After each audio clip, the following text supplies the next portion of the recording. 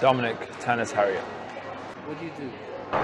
I coach basketball. I'm a personal trainer, and I'm just someone that's just trying to help kids get better. And you're in London trying to help kids get better. Correct. How long have you been in London for? I just got back to London about 4 months ago, so I'm pretty new. Yeah, but I'm originally from here. Where did you get back here from? I got back here from Florida. I was in Florida for a while for a little stint, and I was out in New York coaching basketball, AAU, and high school basketball, and also personal training kids. How long have you been a coach for? This is my second year, I want to say, as a coach, as a permanent, just coach only. Before I had my little parts, I was coaching, like playing basketball and coaching on the side, but this is my first time actually being a permanent coach. Do you enjoy it? Yes, I enjoy it very much. You enjoy to see the kids' smiles on their faces when they've learned something new and they've improved, and they feel like they've got better. That's probably the most enjoyable part of coaching. Tell me about APEC Basketball. APEC Basketball Academy is a new company. We've basically started this year, 2018. We're in the makings of becoming a program that develops young talent in the UK and other countries as well internationally into being one of the best programs for youth basketball, whether it be in pro training, one-to-one training style coaching, into team play. National League, we want to make our own National League team and have our own AU team to compete next year, 2019. And come to the US and compete? Yeah, in the AAU tournaments and also in IMG Spring Fling, where coaches, over 300 coaches come to recruit players, coaches from all types of teams like Kansas, University of Kansas, Kentucky, University of Florida, give these kids the platform to where they can achieve and become the players they want to become. How did you think of the name APEC? APEC Basketball is really simple. It came across to me in a dream. The name, it stands for Athletes Performance and Excellence Center. Athletes that want to perfect their performance and be excellent and build character at our center. And how hard was it to start it? Not very hard. I have good connections with coaches that I've been coached by. They really just help me and mentor me to really just try and make sound and good decisions on how to create and start this company. So I really just leaned on them, and they've helped me so far, and they continue to help me to this day. So it's been pretty smooth. That help you? Coach Lauren Jackson from Victory Rock Prep in Florida. One of my most influential coaches I've had, who was very influential in my life, Yusef Fitzgerald. He's now he coached at Iona College, NCAA Division I. He's now a head coach at Hines. What are your goals? Did you sit down with the guys and say, this is what we want to accomplish? I want to win championships. Honestly, throughout my whole tenure of coaching and everywhere I've been winning. And I want to bring the same energy and passion and that expertise here. It's going to take some time. He's really one of the biggest impacts in my life in terms of coaching and just becoming a better man in order to be able to teach these kids what it takes to be a true man, a true professional, and be a good human being. Coach Tiff from New Mexico Junior College, he now coaches at TCU, I believe. He was another coach that really that gave me some great experiences. And my father is probably, if not the most biggest influence on my life, because he's been there. Yeah, he used to play basketball. He's the reason I got into basketball. He's the reason I am where I am today. What is your goal with APEC other than traveling? Like, what's the ultimate goal of APEC basketball? Our goal is to create a culture where basketball in the UK is seen differently, to where players and teams from outside of the UK see APEC basketball as a really defined, polished team that's one of the best teams in the country, one of the best teams in the country and one of the best teams in the world to reckon with. We want to be up there with the IMGs, the Montverde Academies, AIA in Canada. We want to be one of the most sound international schools and academies and a program in the world. So that's the main goal. and that's what we are trying to achieve. What about the detractors who say that this is a football country, so you can't build that in this kind of country? Yes, in contrast to that, we understand that England is a football country, sorry, and we're just trying to really promote basketball and really push it out, because basketball is a great sport. I mean, it's one of the best sports in the world once you get to play it, and we're really just trying to push it and really trying to get people interested in wanting to play basketball. We've gained interest already from young kids, and we're just trying to build up that young talent and just the young interest and love for the game. So, yeah, we're on our way. It's going to take time. Can you reach more kids in this country than you can in America? I think the market for basketball on a whole is bigger in America. There's so much more outlets to play basketball. There's so much more places and freedom where kids can just go out to a YMCA or a local court and have good competition and play against guys who play in high school at good levels, and the competition is very good. Whereas over here, kids struggle to get that type of competition. Every year there's the National League Final Fours, and you'll see the best teams in the Final Fours, not so much around the whole year. So in that contrast, it's very different to America is very different to England in that contrast. But with APEC Basketball, we're trying to provide a platform where you get better every single day. You see improvements, you become a better player, an athlete, to compete with those kids who are already in America who are doing the same thing and more. So we're just trying to create that atmosphere and create that culture to where England's not seen as another country that's just not capable to be on the same stage as these countries that are more defined already, like Spain, Russia, America, Canada, Australia. So we're just trying to build and grow into that type of platform. To build a culture? It's pretty tough, just trying to get your message across to kids and trying to get them to understand what you're trying to do. It takes time, patience, good instruction. You have to be great at giving instruction. Tell me about your basketball journey. Oh, wow. Well, my basketball journey all started in Florida. I left school here when I was about 15, 16 years old to pursue a basketball career in America. So I started in Florida, Miami, Florida. I went to school out there. South Florida Christian Prep was the first school I went to. It was a very good program. We had a lot of talent. Tom Nerin, who went on to play for Michigan State. He was my teammate at South Florida Prep.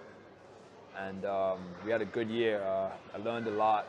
It was tough. I learned a lot. I had become very independent quickly. Had to mature really quickly from 16, going away, living by myself. Something I had never done before, I never imagined I would do. Was that the biggest transition? Yeah, it was totally different to anything. My mom has always been there to take care of me, to guide me, to show me what I need to do. So just learning that on the fly and doing it by myself was really tough. And then from there I went to IMG. I got recruited to go to IMG Academies in Florida, Sarasota. One of the #1 high school in America. So it was really good. I learned a lot. I was around a lot of talent. DeAndre Daniels, Jamari Traylor, Phil Green. The list goes on. There was so much talent there. Mango, Mathiang. We had so much talent. And I learned a lot from those guys and fed off of those guys, and those guys fed off of me. So that was a great experience. I also played junior college in Florida at SCF, where I was, again, surrounded by a lot of talent. Mike, Obina Oleka, who went on to play Arizona State. Oh, what a ball fake on the perimeter, and the big fella goes in there and finishes with authority. I've always been surrounded by talent and always been able to play at the highest level with these guys. Then on, I went to Fresno State in California, where I played, and that was a great experience. I loved California. The people, the atmosphere was just great. Nothing I'd ever experienced before. And I couldn't be more happy, and God really provided for me and just kept on giving me different platforms to perform on, which was great. From there, I tried to go play professionally Didn't work out how I wanted it to work out. Tried playing in Spain. Just not the right situation for myself, I believe. And from there, that's where I got the love for coaching. What kind of coach are you? Hardworking, believing that anything can happen. We believe, determination, poised, and just seeking out greatness, wanting to be great. Coming in every day to the gym, or whether it be the gym, the weight room, mental conditioning, whatever it is, just coming out and seeking greatness. I believe that's what APEC is about and what we're looking for, and that's the culture we're trying to set. Are you a competitive person? Oh yeah, always. I mean, always looking to win, whether it be the smallest thing to a big tournament or whatever. I'm a winner. I'm about winning. I'm about it, on the court and off the court, winning in schoolwork, winning on basketball floors, winning games. I'm a total winner, 100%. Can you be a great player and not be competitive? I think it's possible, but you just never really will become that elite player with the greats, because you have to have a competitive edge to you. Like if you look at the best players in the world, Kobe Bryant, Michael Jordan, these guys were all great players, but they were even better because they were competitive and they won at high levels. So I think that you can be a great player, but you have to be a legend, to be remembered, you have to have the competitive side and be a winner. What got you into basketball? My father, Rudolph Harriet, he got me into basketball at a young age. I used to go to his games and just watch him. I would shoot around and just watching him play. I was really into football, soccer, and he just got me into wanting to play sports. Wanted to play basketball in general, specifically, and it just took flight from there. What was it like to see your father play? It was good. At the time, I thought he was the greatest player in the world. I thought he was better than Michael Jordan. Just the way he moved and the way he played defense, I really got my competitive nature from my father. He's a competitor, always wanted to win, always did all the dirty work, did all the dirty plays, whatever he needs to do to win, he was there. Did whatever it takes. So, yeah, it was really, really, really good to watch my father. Could really help me with my game going forward into America. Did he push you to play basketball at all? Yeah, he did. Like I said, I wanted to play football before soccer, and he just really always like, oh no, go dribble the ball outside, and I would like it, I would enjoy it. So I was like, he kind of slanted me to go play basketball, and I got better and better each year. So I was like, yeah, I think basketball is my. Yeah, I do. I have a younger brother, 18 years old, and have a sister. She's 14 right now. And does your younger siblings play basketball? Yeah, they both play basketball, both in basketball programs. My brother at the moment, he's at Victory Rock with my old high school coach. He's playing there at the moment in Florida. And then my sister, she's under 16s now. She's 14 years old, seeking out to play on a women's team here in London. What was the hardest part of your basketball journey? The hardest part of my basketball journey was just the growing pains, going through. I had some struggles, ups and downs. Obviously, when you play basketball, you always have ups and downs.